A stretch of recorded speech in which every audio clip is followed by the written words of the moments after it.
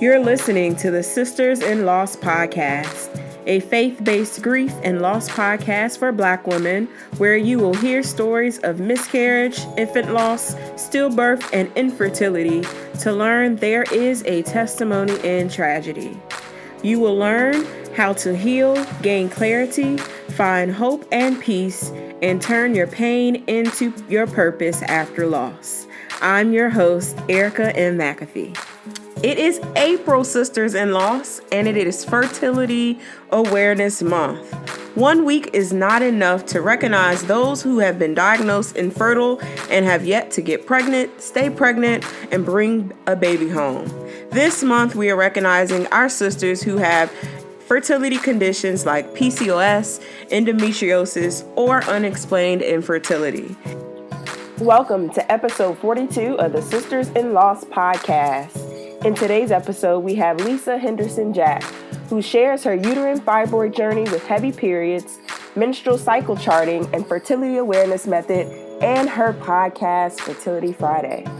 Lisa is a fertility awareness educator and a holistic reproductive health practitioner who has been charting her own menstrual cycles using the fertility awareness method for the past 15 years. She is passionate about helping women to develop body literacy by understanding their natural cycles. After struggling with excessively heavy and painful periods for years, Lisa discovered the connection between health and fertility firsthand.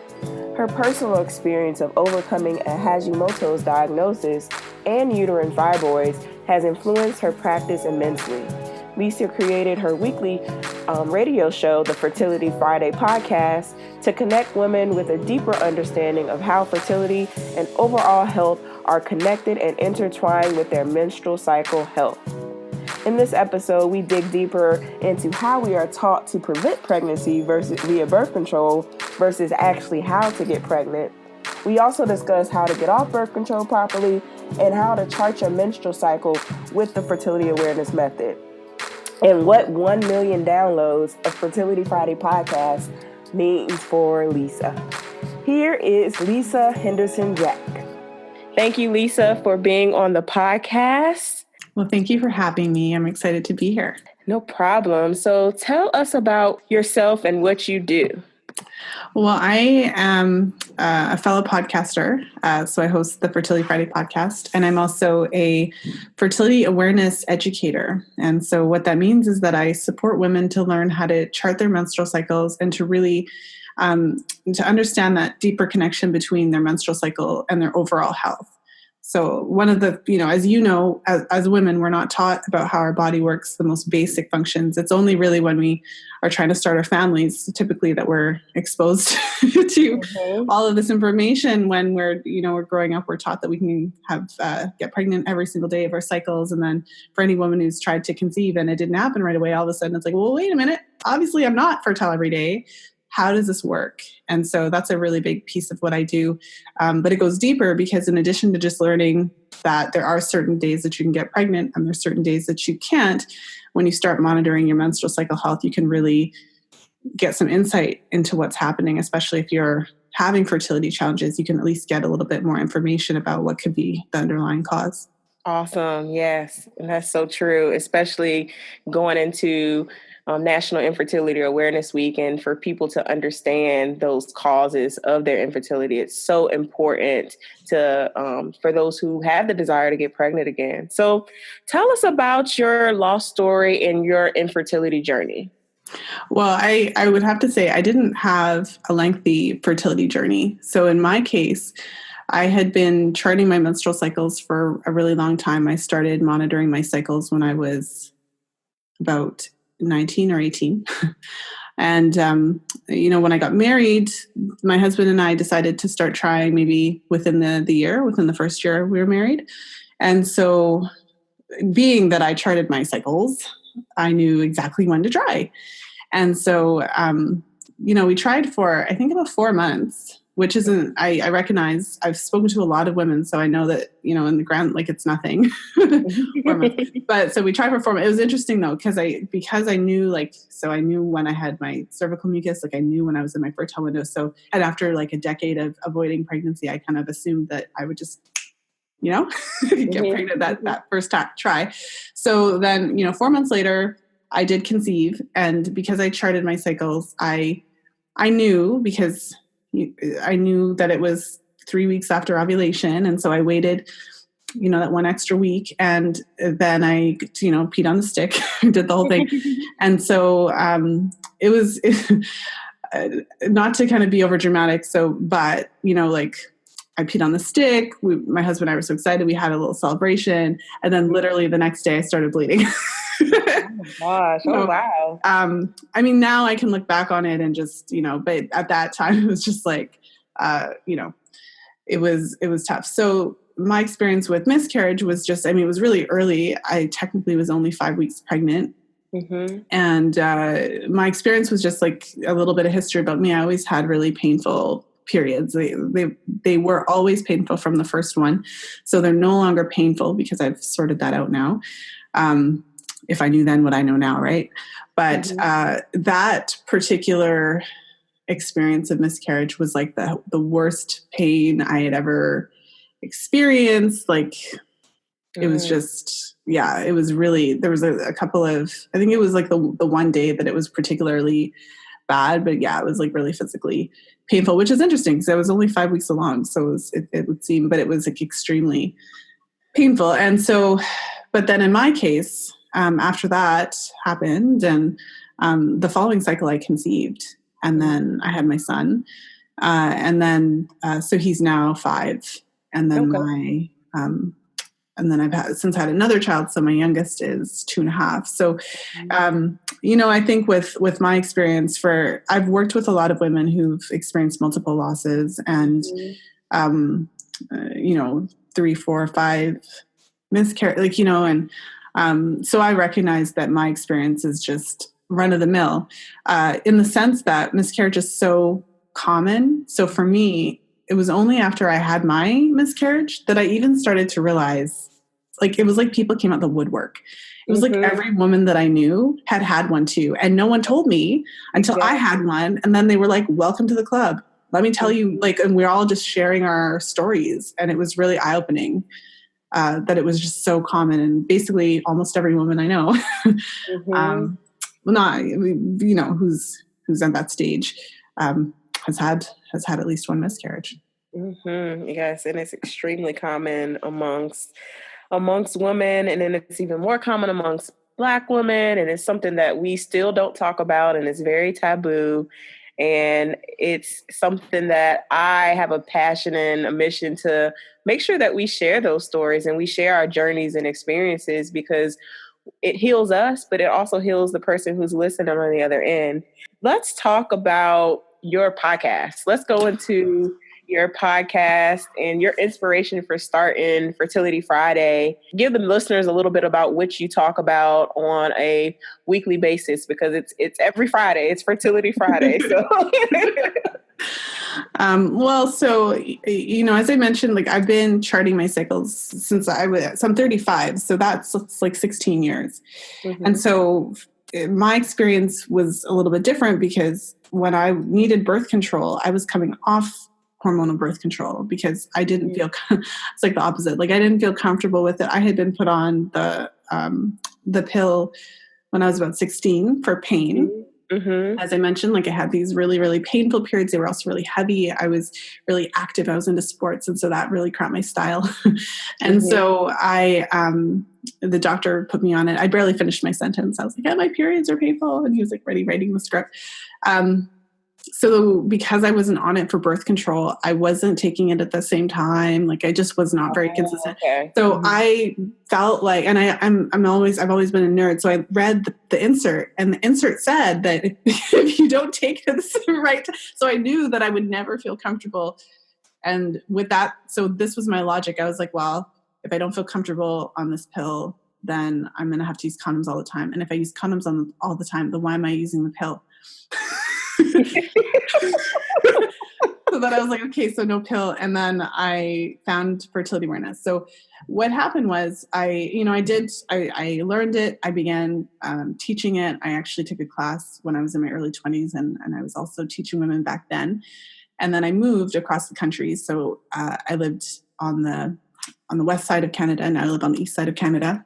Mm-hmm. And so I moved out here, and I kind of just, I didn't really know how I would get back into it. And then I started having children of my own. And all of a sudden I looked around and realized that I was taking for granted all of this knowledge about my body. And I was seeing very close friends of mine trying to conceive, not conceiving, multiple miscarriages. And when you talk to women, you realize like, no, we just have never been taught how our body works. So just the very basic understanding of like, there are certain days you can get pregnant in your cycle. There are certain days you can't. If you're trying to conceive, these are the best days. Like just that basic stuff we're not taught, let alone the more in depth. And so that was around the time when I felt like I had an obligation to share what I knew, because here I am sitting on a gold mine. Right. And so I decided to make a ruckus. And so, I was kind of like, I wonder if anyone would care what I have to say. So I realized I could start a podcast because, I was like, oh, and this you is started, cool. I mean, you started your podcast before podcasting was like the it thing to do. So that's the reason why I was curious as to why you got into it, because I'm just like, oh, she was like way ahead of the curve of time. Yeah. So I started it in 2014. The end of 2014, I started it then. And it was just the timing. I had just had my son. I was in that zone of, like I said, like I've always felt passionate about women's issues. When I learned fertility awareness, I felt passionate because it was just like, wow, like we are straight up being lied to. Like literally, just all of the, like, and it's not just me, it's every woman that I've ever spoken to who has had the same experience of being given incorrect information about her body and how it works. So it's just kind of all worked together. The timing, the passion, the drive, and awesome. So share with the listeners who may not have heard of your podcast, kind of what your podcast focuses on and what kind of things that they should get and glean from your episode. Well, so I've been doing it for 3 years. So it's kind of, I've covered a lot of different topics, but the main common thread is fertility and fertility awareness. And so for anyone who doesn't know about fertility awareness, that's basically what I've been talking about, which is understanding how your cycle works and really getting down to it and being to identify which days of your cycle you can get pregnant and which days that you can't. And so for anyone who's not familiar with that, there's 3 main signs of fertility that we pay attention to. So one is your cervical mucus, one is your basal body temperature, and one is your cervical position. And so a lot of your listeners are probably familiar, at least in some part, with it, especially when you're trying to conceive. That's usually when you kind of stumble on this, when you're trying to optimize your chances of getting pregnant. So that's where, that's a big part of it, because since I am a fertility awareness educator and I wanted to share that basic knowledge. But the podcast has expanded to include a lot of interviews from experts about fertility. And the topics range from nutrition to optimizing your menstrual cycle from a functional medicine perspective. So instead of, okay, you're not ovulating regularly, we're going to put you on the pill. More, I interview experts in that kind of functional ideology so that we can really get to the problem. So the fundamental, I suppose, thread through all the episodes is the understanding that your menstrual cycle is like a vital sign. It is, right. And so, it's the 5th vital sign of your health and your fertility. And what that means is that if something in your body is off health-wise, even emotionally, if you have a stressful situation, you will see that in your chart in different ways. So if you have, I've supported clients through charting to discover different nutrient deficiencies, even like issues with cervical infections. You can tell based on monitoring a person's mucus, different underlying endocrine issues. So I've supported women to identify issues with their thyroid or issues with ovulation, like polycystic ovaries or things like that, just by monitoring their charting. So, for me, I've taken extensive training in this whole fertility awareness field And so when you're working with someone who's trained, the menstrual cycle chart then becomes a diagnostic tool that you can actually use just to support women into to having that understanding of like what could be going on. Right.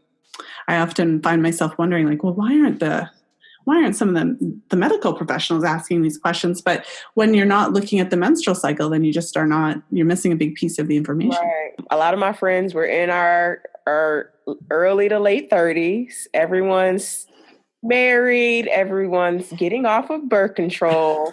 But a lot of my friends, and I'm talking about multiple friends, they don't have consistent period. So can you talk about the importance of having a consistent cycle and how that does play a role in fertility awareness, having ovulating every month, and then everything that you just talked about when it comes to knowing your body, knowing your basal temperature, knowing your cervical mucus. And it's something that a lot of us need to be aware of if we're trying to get pregnant. It is National Infertility Awareness Week, sisters in Loss, and it means that it's time for some giveaways. Go to ericanmcafee.com and see the featured giveaways from Candlelit Box, Curls, natural hair products, Suja juices, as well as some Sisters in Loss merchandise. There are also so many amazing events that are happening during National Infertility Awareness Week. I am attending the Kennedy's Angel Gowns second annual Angel Ball, which is happening on this upcoming Saturday, April the 28th at the Virginia Aquarium. For more information on the second annual Angel Ball from Kennedy's Angel Gowns, go to kennedysangel.org. I hope that you all are enjoying the giveaways during National Infertility Awareness Week and Sisters in Loss Fertility Awareness Month. Once again, go to ericanmcafee.com for more information. Well, yeah, I mean, you touched on a couple of really important things. So one of the topics that I didn't mention when I was sharing about what I talk about on the podcast, I talk about the pill a lot. In kind of the throwing it under the bus type of way. So for me, it's about raising awareness.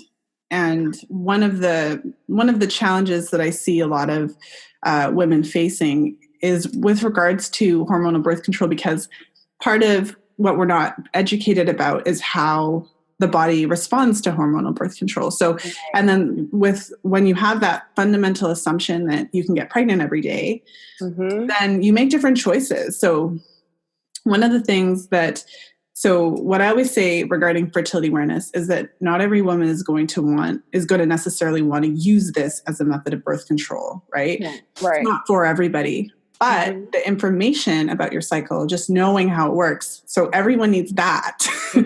So I by no means would I say that the fertility awareness method is the best method for every woman. Every woman's going to make her own choices, but that fundamental how your body works, we all need to know that.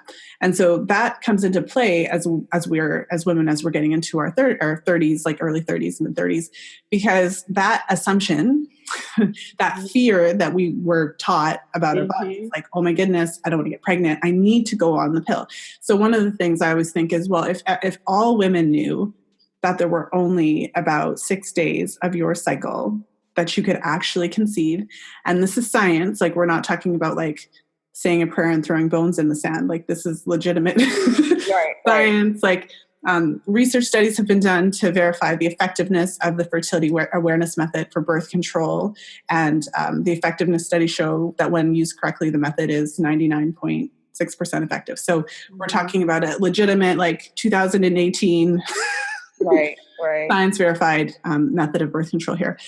So when we live our lives under that assumption, we make different choices. Right. If every woman knew about 6 days, there's a percentage of women that would say, well, I don't really want to be on a pill then 24 hours a day, 7 days a week, because I'm only fertile for a week. So if I can figure that out, So it just gives us the opportunity to make informed choices. When it comes to birth control then, So like you're 33, you've been on the pill for 15 years, and you went on the pill with that assumption that you were fertile every single day of your cycle. No one ever told you that your fertility changes as you get older. So at 33, you're still just as afraid of getting pregnant like that day if you go off of it as you would have been at 21. And so all of these assumptions based on incomplete information leave us more vulnerable to, from my perspective, to fertility challenges. So one of the pieces of information that I feel compelled to share whenever I'm talking about the birth control pill is that what the research shows is that when you take hormonal birth control, especially for the long term, it's associated with a temporary delay in the return of your normal fertility. Now, we all know that you can come off the pill. There's lots of women who come off the pill and get pregnant right away. So, we know that happens. And so we know that it's possible. But the reality is that from a statistical standpoint, if you're on, say, the pill and you've been on it long term, so like 2 years or more is long term, statistically speaking, it's going to take you twice as long to get pregnant compared to a woman who wasn't taking it. And so that's not necessarily, like, in the grand scheme of things, it doesn't mean that it's not permanent. The research doesn't support the idea that it's permanent. It supports the idea that, so there's one study that I looked at, and the women that they looked at, it took an average of about 9 to 12 cycles before their cycles got back to normal. Back to normal, right. Yeah. And so if we knew that ahead of time, then you don't wait until the month that you and your partner are planning to try. Like, you would then go off of it at least a year ahead of time. So you go off of it like you're actively avoiding pregnancy, like you're not actually ready yet, but you're going to go off of it to give your body at least a year or two just to get back to normal. But that's not what happens, right? Not what happens at all. And I'm very similar to you in a sense that I knew that my husband and I wanted to start a family at some point. I didn't know how long it was going to take us to get pregnant. So I didn't like how the hormonal birth control felt in me. So I got off of birth control, maybe a year or two before we even got engaged. I was off of birth control just because I wanted to see how my body actually felt. And if I could actually understand, I wanted to learn my body basically. And I didn't feel like I knew my body when I was on birth control. And I didn't take birth control pills because I didn't have any heavy periods, or I never had any of those issues. It was more or less, like you said, just because I thought I was fertile at certain points. That's the reason why I took it.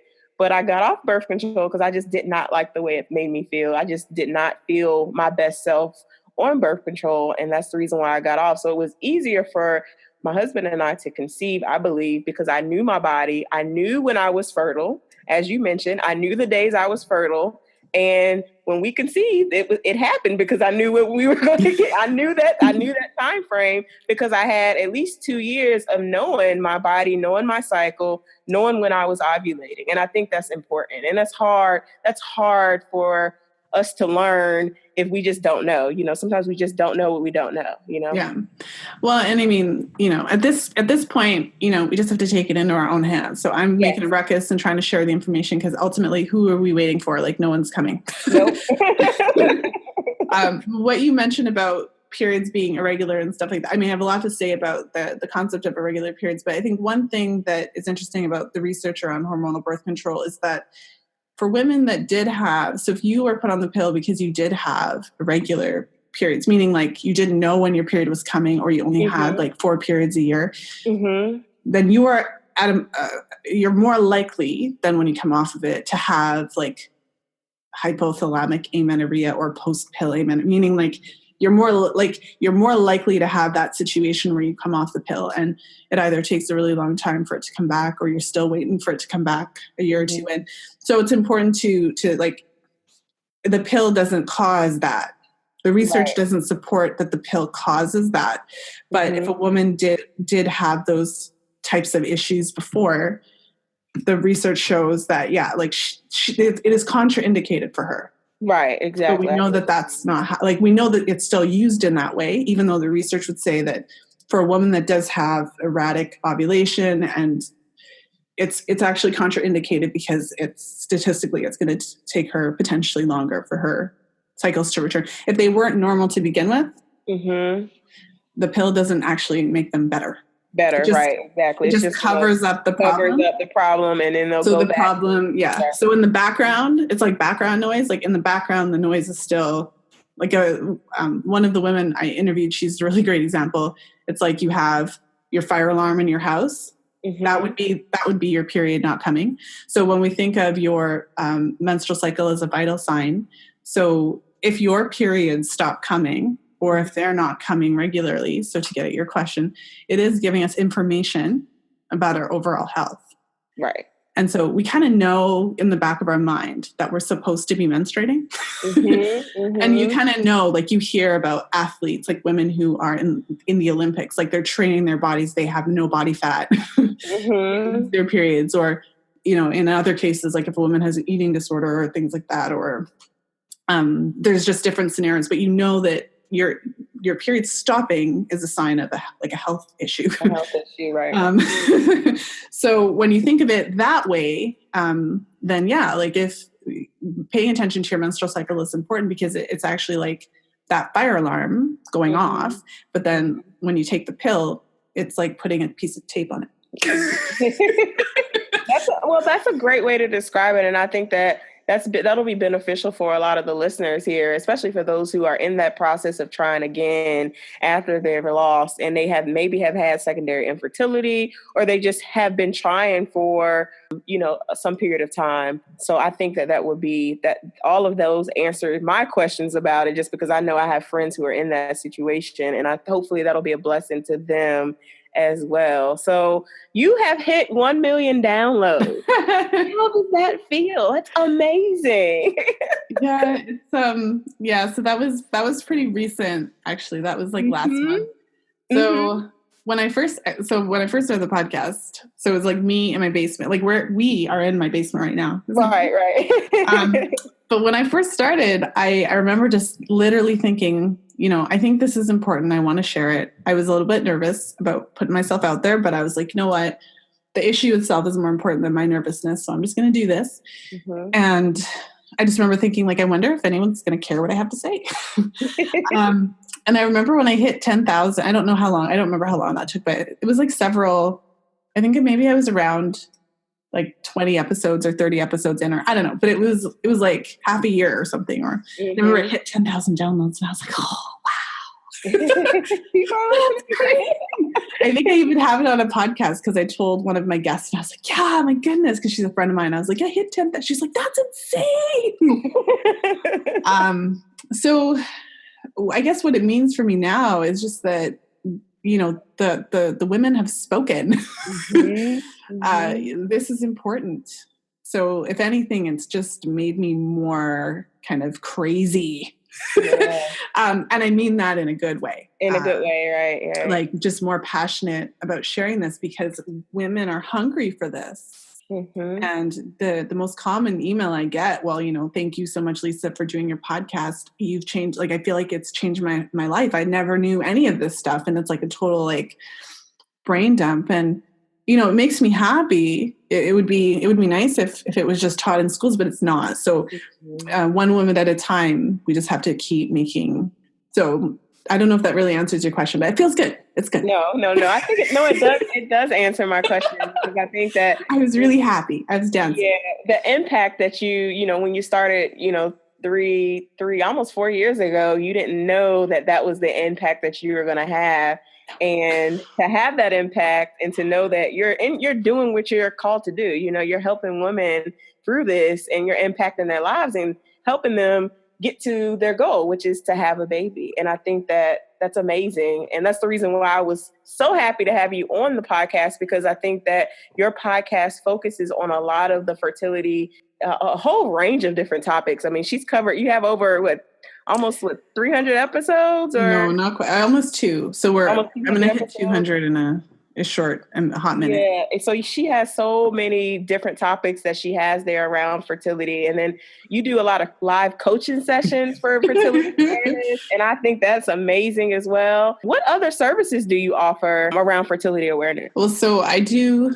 individual consultations. So if a person wants to have like a one-on-one, so the consultations that I do are really thorough and in depth. It's like a real throwdown. So all of my clients will do like a detailed intake so that I get what's happening, what happened historically, what your birth control history is like. So we have a good sense of what's happening there. And then also in the charting. So I also run groups. So I have my 10-week fertility awareness mastery group program. And I love that. It gives me an opportunity to really connect with a group of women over a period of time. So it's literally like a 10-week class. Okay. And there's what's great about it is that I connect women that are in a similar stage. So I divide it between women who are trying to avoid pregnancy, women who are trying to conceive. And so they actually get to connect with each other within our group setting. So we're not in person. We are we have like a conference call type thing. And so what's neat about it is then, instead of just learning about your chart and understanding what's happening with you, you actually get to see what's happening in other women's charts. So I think that's exciting. But really what it comes down to is that, the women that I work with in the different programs, I have the group program, I have one-on-one, programs. And the end result is that you leave really being confident in your ability to chart your cycles, to understand how your body works, and to gain some really specific insights into what's happening with your cycle and what your cycle is telling us about your overall health and your fertility. So it's like what all of us wish we had when we were at 18 years old. Like we all, in retrospect, we all just wanted to know about how our bodies worked. Right. So we can make informed decisions. We can make informed decisions going forward, which is awesome. What resources that are out there that you know of or that you have recommended for those moms who've experienced a loss who are now going through that phase of wanting to try again? What should they be looking at? What should they be reading? What should they be, digesting as they're trying again, especially if they've had a loss or have experienced infertility? Yeah, I was thinking about that. And I think, there's different categories of things. So if you're wanting to gain a deeper understanding of your cycles and how they work and just try to kind of look into that. And if you're looking into a more like a functional perspective, like if you're wanting to because I know sometimes some of the clients that I've worked with, they've experienced losses and perhaps they've done a lot of artificial reproductive technology. So maybe they're on their like sixth IUI and it's like now they're going to IVF and they've had all the drugs and all the shots and they're feeling a little wonky because, it's the hormones. All the hormones, right. So, I speak to a lot of women. When women come to me, they're usually like, I spent a year doing hormones and now I want to figure out what's going on with my cycle and things like that. So if that's the case, then I would say, there's lots of great podcasts out there, not just mine. Mine is a good resource because I cover a variety of talks, but there's lots of information out there. There's a lot of really great books. So if anyone is wanting information about fertility awareness, Taking Charge of Your Fertility by Toni Weschler is like the fertility awareness Bible. So that would be, that's usually where everyone starts. And so that's a good place to start. If you're having issues with your menstrual cycle, I've interviewed a lot of people, so I could just rattle it all off. But, I know. As I say, you have so many, and I do appreciate that about your podcast. Even your website, you have a lot of information about coming off the pill, 10 steps to, make sure you're charting your cycle correctly. There's so many resources that are out there on your site. So I do think that your site's a great resource. But one thing I will say is because, as I mentioned, I have worked with a lot of women that have experienced losses. And I think that, if you have the ability in your local area, so where you actually live, there's a lot of women that have gone through loss as well, and you may be able to find a support group. And it, you say support group and it sounds, however it sounds, but at the same time, you may have well-meaning people in your life who really care for you, but they're not really, they say things, like, that's okay, at least you're not pregnant, like that kind of stuff. So sometimes it's really helpful to connect with other women who are in a similar stage, just to give you that. So what I would say is, from an emotional standpoint, if you're looking for additional support, it's out there. You may actually be able to find in your local community. And if not, there's lots of different communities on the online space. So I would say that's a good place to start. And then, I think that one of the challenges with the world that we live in is that we all as women, we automatically assume that if we're having fertility challenges, it is our thing. It's my body. I'm broken. Your body, yeah. Something wrong with me. And miscarriage can be a result of your partner's sperm. So I think another thing is just to kind of look into, there's all the things to look into. No one cares more about you. I always say this, but no one cares more about your fertility than you do. And if you're not satisfied with the care that you're getting, if you're not satisfied with what you're being told, if your intuition is telling you like, I don't really feel like I should be doing this way. Yeah, you may want to take the reins and really try to search for answers. Like never stop searching, never stop looking for the answers that you need. So my last question is just, what encouraging words can you leave with the mom that is out there that's looking to try again and have experienced some infertility? I would just want to say that you're not alone. I've experienced a loss, and I'm very quick to minimize it because I am. Really? Oh. Well, no. But if you think about it, like it makes sense. We all do that. Yeah, we do. We all do that. I was only 5 weeks along. Like I've literally spoken to women who have had like stillborn, so it's like, so I would just say you're not alone. Take as much time as you need to mourn the loss. It was your baby. And don't feel bad about that. Right. And trust your intuition. You'll know when you're ready to try again. And trust your intuition even deeper in terms of when you're seeking support and when you're seeking medical care. There's so many different ways. There's not just one way. There's not only the medical route. There is not only the natural route. And you can do it however you need to do it. So that's what I would say. Awesome. Thank you so much, Lisa, for that advice. So where can we find you on social? Where's your podcast? And then what's your website? All right. So I'm on Facebook, facebook.com/Fertility Fridays with an S. That's my page. I'm on Twitter, Fertile Friday. Fertility Friday was taken. I was devastated. I wasn't really devastated. It was okay. I'm on Instagram at Fertility Friday. And then my website, fertilityfriday.com, is the theme here. You can find me if you want to find my podcast just by typing in Fertility Friday. I'll come up. And for the listeners, if anyone who's listening is interested in learning more about the Fertility Awareness Method, if you are new to the method, or if what we were speaking about piques your interest, I've created a 3-part video series that is free. And so if you go to fertilityfriday.com/FAM101, so FAM 101, you can get it for free. If you give me your email address, then I know where to send the videos. Awesome. And I'll make sure I link to all of her social as well as the fertility awareness method that she just mentioned in our description box and in our show notes. Thank you so much again, Lisa, for being on the podcast and sharing your story, your journey, and all that you're doing with Fertility Friday. Well, thank you for having me, Erica. It was such a pleasure, and it was such a nice chat that we had tonight. So thank you. Thank you so much for listening to today's episode. I pray that this show was inspirational and a blessing to you.